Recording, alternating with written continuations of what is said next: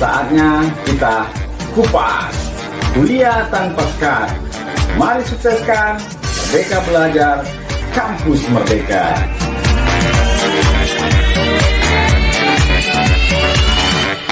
Assalamualaikum warahmatullahi wabarakatuh. Alhamdulillah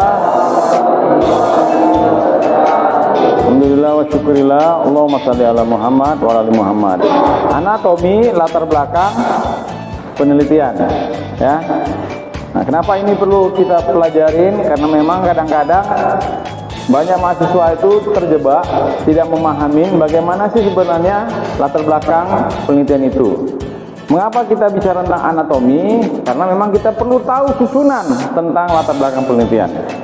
Ada dua yang harus kita pahamin. Pertama, bagaimana menyusun latar belakang penelitian, dan bagaimana kita memahami pertanyaan-pertanyaan seputar latar belakang penelitian.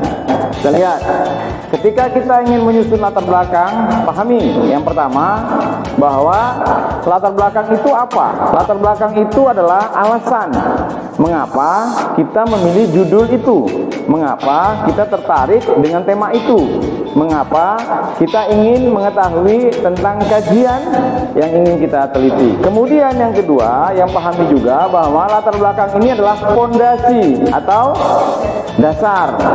Jadi kalau dasarnya kuat, maka bangunan skripsi kita itu menjadi mantap, top morotop, ya kan? Nah, jadi kalau fondasinya goyang, goyang, kena angin sedikit gimana?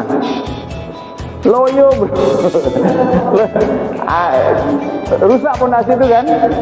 Jadi kuatnya suatu konstruksi, apakah itu bangunan, termasuk bangunan skripsi, itu ditentukan oleh apa?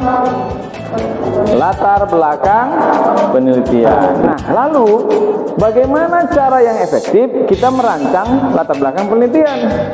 Bagaimana caranya? Bagaimana caranya? Nah, caranya adalah pertama kita bisa menggunakan namanya data empirik. Apa itu data empirik? Data empirik adalah data-data yang kita peroleh dari apa? Dari penelitian terdahulu. Berarti berarti apa? Berarti kita merujuk apa yang sudah dibuat oleh orang lain, ya. Nah, penelitian yang terdahulu kita peroleh dari mana? Bisa dari skripsi orang lain dan bisa dari jurnal, ya. Tentu jurnal yang sudah OJS sekarang, ya. Sudah OJS dan yang sudah terindeks di Sinta. Nah, ini ya. Jadi jangan ambil jurnal yang masih di blogger maksudnya. Kenapa? Karena ini secara ilmiah belum bisa dipertanggungjawabkan. Karena kalau melalui jurnal itu sudah melalui tahapan apa? Yang namanya review. Ya, sama dengan skripsi. Skripsi itu sudah melalui seleksi apa? Seleksi dari pembimbing dan nanti diuji oleh penguji. Jadi kevalitan atau keabsahannya lebih terjamin dibandingkan kalau kita mengambil atau merujuk dari blog seseorang. Ya, nah kemudian dari mana lagi kita bisa menyusun latar belakang masalah itu? Dari apa? Dari observasi. pengamatan kita. Nah, inilah yang disebut namanya kita melihat fenomena yang terjadi. Sebelum melanjutkan video ini, jangan lupa subscribe, like, dan komen, serta jangan lupa tekan tombol lonceng pada channel YouTube DR Sumartono agar tidak ketinggalan informasi-informasi terkini. Mantap! Selanjutnya, anatomi yang kedua, kita bicara tentang pertanyaan seputar latar belakang penelitian. Nah, pahami.